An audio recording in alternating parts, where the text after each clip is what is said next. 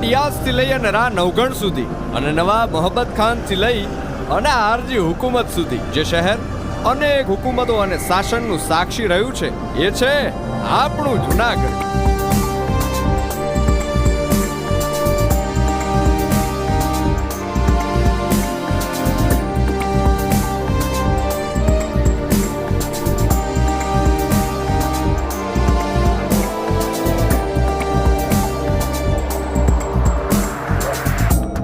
ધર્મ અને ભક્તિ તો આ ધરતીના રજે રજમાં વસેલા છે.